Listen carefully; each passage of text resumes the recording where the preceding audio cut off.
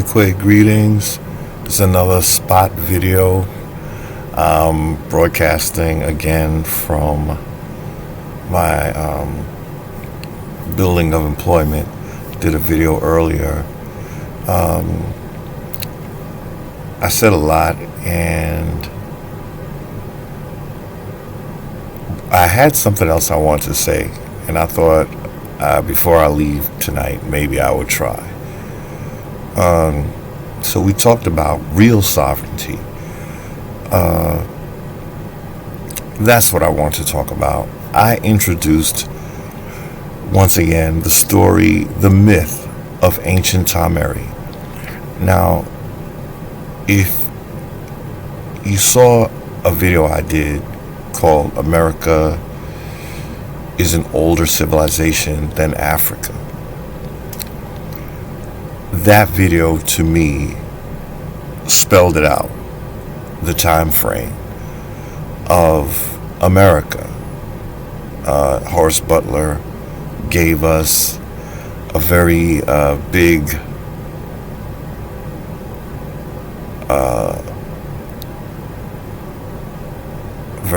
accolade when he added that 3400 BC time frame, so that takes us back before the Maya, before the Hopi. I don't know where they come in, but they're being said to be an ancient Indian tribe.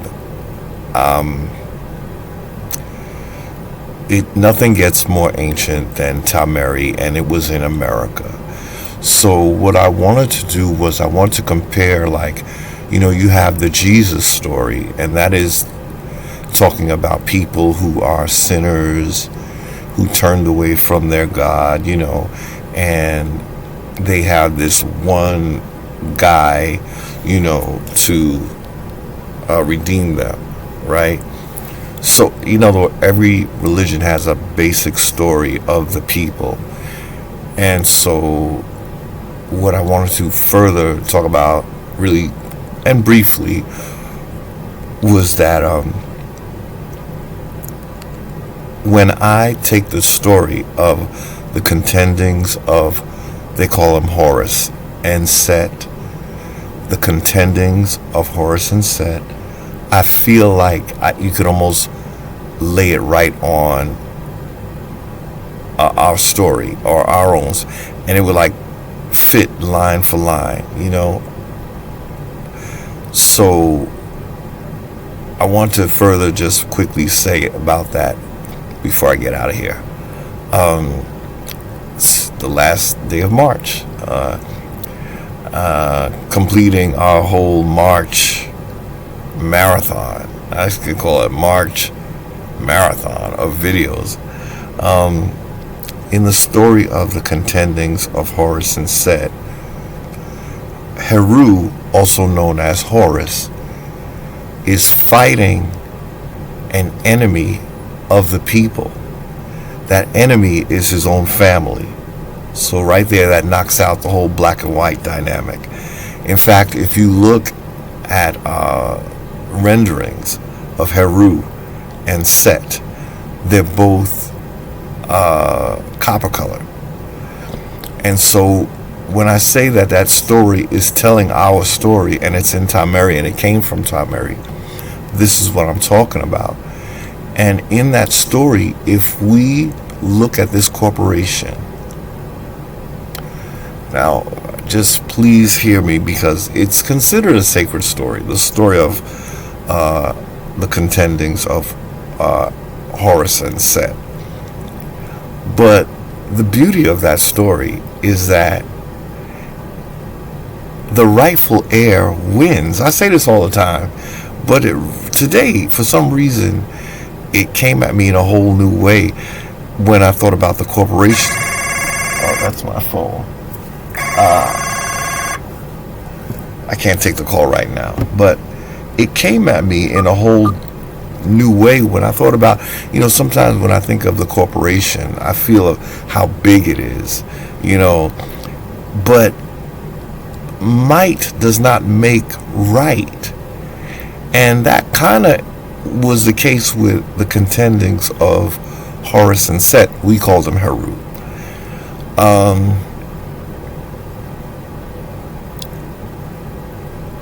HERU was considered younger because Set was his uncle. So he wasn't seen as, he had to grow up first, like we did, had to grow into learning who we are. And so he was considered junior to Set, and Set was considered to be mightier in, as being more experienced or older, in that sense. But when I thought about the quote-unquote bigness of the corporation and how I know that they're really going to come at us sideways unless we take full charge in our sovereignty, what I realized is before the world stage, just like in the contendings of Horus and Set or HERU and Set, we would be the winners. In other words, this story can't really go to any stage it goes to. We're going to come out the winners. And what the corporation does with us will speak to the corruption if they come at us incorrect. So, as I said before, tribe members and the chief has made me aware that we really don't want a two-government system on our landmass, because that would be like inviting a foreign entity to have authoritative power on our land. And as we see, that kind of thing didn't work. The entity will always put us at the bottom of a caste system, for instance, and look to genocide us. And I said it before, I'm going to say it again. When you get genocided on paper, a real genocide is down the pipeline. You don't genocide a people on paper without an intention to do it in real life. So when we step into our place, indigenous, the world is going to be rooting for us. They're going to know what happened. And the corporation can huff and puff, but they will not blow this house down. But we have to know our authority. We don't come begging the corporation. We tell the corporation, look, you had 18 or 19 enumerated functions. You've made up your own functions, so you've breached our original contract, which would have been the 1787 Constitution. This is not an act of terrorism against you, government agency or corporation or agencies. This is pointing you back to the original contract that you agreed to before you turned us into inferior United States citizens through basically a form of duress. When you're given an option, but the other options are not laid out on the table, then you think that's the only way to go. You think that you must have a driver's license, you must have a social security card, you must have a voter registration. A man and woman sovereign of the land. Let me just say it again. We didn't give them that kind of authority on our land. They invented it, and they know they did. So what I'm saying is everything is in our favor, indigenous, and we don't want to come in under the corporation. They will ride us just like they've been And it'll be more embarrassing now because it'll be that we have come back, resurrected, only to be kicked in the ass again and still made second class to foreigners on our land. This corporation, the damage they have done, because there's really not enough money to pay, they will have to give us endless credit as long as they're on our landmass. What I mean is, they're going to pay for everything. They have to. They took everything from us. When you take my identity, you take everything from me, because everything I had, it's not lining up with my identity anymore. If what I had as an Indian, American Indian, and you changed me to an African American, whatever belonged to me now is yours. So for over 100 years, this is what has been done. So what would be fair is at least another 100 years of repatriation credit, our land back, but it would have to go beyond that, because there's no time limit on your birthright. Your birthright is always yours, and whoever took it,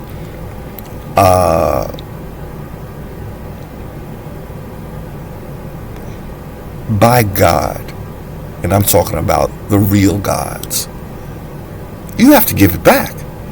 And reclassifying us and doing all those shenanigans so you can keep it, it's not going to work anymore. And we're not taking second class. We're not taking second best. We're not interested in being under the corporation. We're going to be on top of the corporation, on top of our business. You've made us as if we're, what do you call us? What's that word? Like you're juvenile, you're a child, and the government is your daddy because you can't handle your affairs. That's something you said. All the while you were in your public schools telling the American Indians that they were from Africa as slaves. So if I am too juvenile to run my affairs, whose fault is that? When you took my history and gave me another one. So you were complicit in making us unfit to handle our affairs. Wouldn't you say, corporate United States corporation, government? Again, this is not terroristic. This is just going back to the original 1787 Continental Constitution that we were supposed to be going by. And those enumerated functions that went from 18 or 19 to over 300. So, since you made a public school that pumped out lies about our history, how about you start, one of the things you could do is start teaching our real history. The corporation has no interest in doing that, but they have no choice. What are they going to do? Like, mass murder all of us to take our land and do this before the world? They would.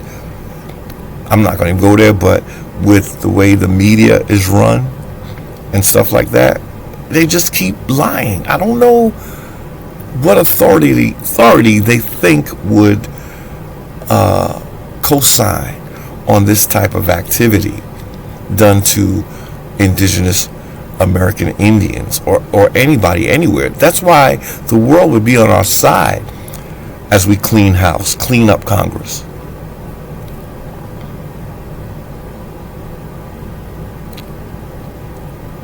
There's a lot to do, and it's more that we can discuss in a video, but the idea is we're not coming back all this way. It's been a long, over 100 years, indigenous. We don't want to step to this corporation as if they're going to dominate us for the next 100 years. We've got to let them know, and I feel so justified and good to say it. American Indians, you have to give them their country back. You got to give it back. You're not supposed to be in power on our landmass just because a church told you that, or a monarchy told you that. You lie to the world.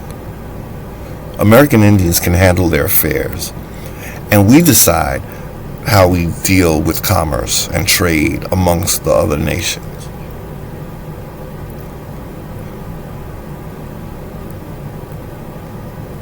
So that is our authority, not some corporation for profit. Well, where's the profit coming from? If I am the owner of my birthright land, and there's a middleman, and I'm trying to sell my goods and services, I'm not seeing any of those proceeds right now, right? So who's taking them? The person I contracted to oversee commerce on the high seas, not interstate trade, but they've made interstate trade like it's commerce on the high seas, so they're taxing all of that as well, getting a big payday off of you American Indians because you're the majority on the land, so they figure they'd always have a payday coming and going. Because they made us the lowest one. They took the highest authority on the land, the American Indians, and made us the lowest. So now we pay for everything. We the high premiums. We get nothing coming to us. Nothing coming to us except benefits and privileges that we have to pay back to a corporation. We don't want that anymore, corporation. And when our people come to fill those seats in Congress, you gotta go. There's no reason why we need foreigners running our birthright land. Even Africa, as I said in my last video, Africa has people on their boards that look like them. Now, I'm not saying those people are for Africans, but they do look like them. And in the case of American Indians, we're going to make sure that they're for us, because we'll be watching them. We'll be watching them. We have to become, in other words, American Indians, what I'm saying, we have to become the white status on the land. Us. And everyone else takes a lower status. Again, when we go to any other country, any other landmass, that's how it's going to be, right? Foreigners are not going to run any other indigenous people's land unless they're occupied like we have been for the last over 100 years. We got to stop trying to make nice with our occupiers, because we have to understand they mean us no good. They will trick us into a status where they are in charge of us. It's going to be like nothing has ever changed. If we just get like a name change and we're called American Indian, but we have no authority, it'll be more of a slap in the face. The ancestors would say, well, you might as well have stayed Negro, colored, black, and African American. You might as well, because let me tell you, all y'all doing is making us look even bad. Now that you came back and showed the world who you are, and you're still going to be dominated. So this is what I had to say. The story of the contendings of Horus and HERU, Horus and Set, show us that even the outer world will agree with the American Indian taking charge of their birthright. It has to happen indigenous. This is what my message has evolved to. It had to, and it took going the way that I did to get to this place. We have American state nationals. Now, these are foreigners who know that they have a degree of authority over the corporation. Indeed, they are considered sovereign. Not in the way we are, though.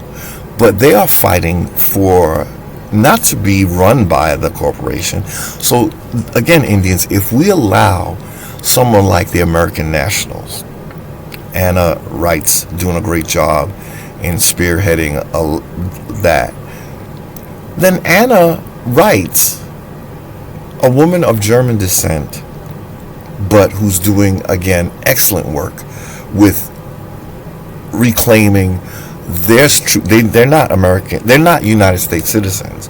Their status is state national. Our status is American Indian, which is above state national. But if we let them take authority, then they will be over us. If we keep cowering to the corporation, the state nationals are not cowering. we have to take a look at what the state nationals, that should be the next video. What are the state nationals getting out of their deal with the corporation? Which, if once we take those seats in the corporation, we'll be interfacing directly with the foreigner.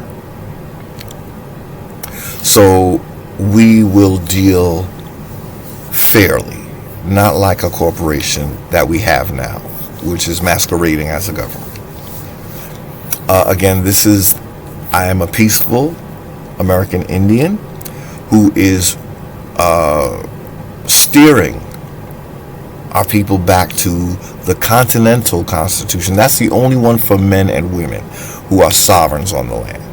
So we have to always go by that Constitution, even though the corporation wants us to only go with the territorial and the municipal. That's their version of our Constitution that they have changed up and added the 4th through however many new amendments that there are. We don't have to go by those amendments because they were added when Congress was not lawfully in session.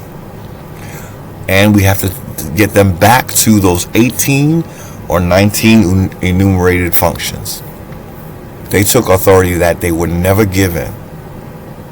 That's one of the videos we watched. It had to do with rediscovering, redefining, and reclaiming true sovereignty. So this is my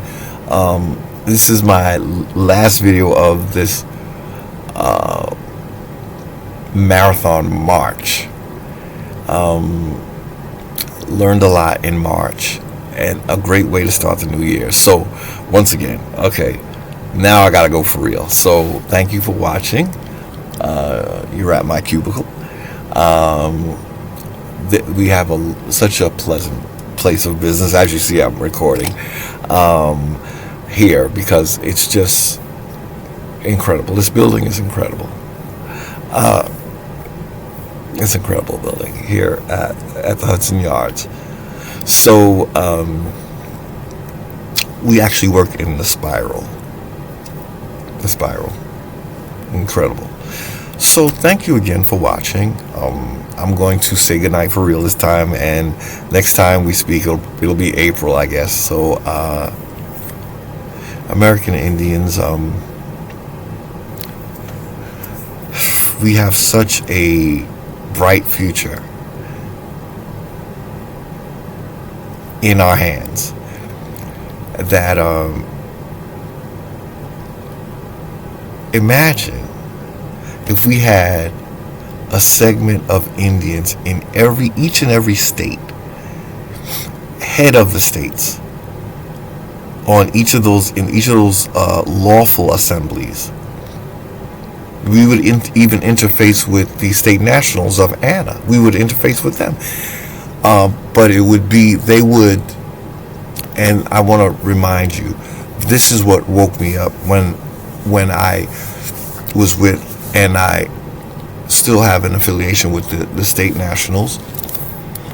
But they had a call where one of the state nationals had an issue with the corporation on them trying to take her land.